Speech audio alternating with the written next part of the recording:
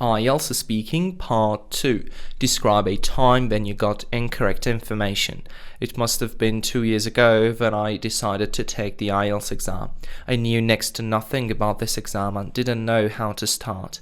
Instead of asking an IELTS instructor, I asked one of my friends for help. Unfortunately, he hadn't taken the test and suggested some wrong materials. He gave me the names of some books which were irrelevant to the test. I was focusing on some vocabulary and grammar books which were old and useless. Also, he gave me some incorrect information about the test format and assessment criteria. After a while, I realized that I hadn't made a tangible improvement, so I decided to ask an IELTS teacher for advice. When the teacher gave me a brief introduction to the test, I was shocked. I had been wasting my time on the wrong resources. First, I decided to have an argument with my friend as his pieces of advice made me more confused. I was furious as I had a tight deadline to take my test and get a good score.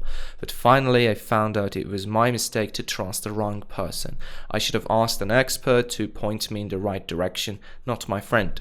So I quickly asked the teacher to help me with my exam and give me the latest materials and a clear study plan. Thankfully, this time I had rapid and more effective learning. I could see the differences after following the right path and suggestions. To put it in a nutshell, that occasion taught me a lesson to always ask qualified and reliable people for advice.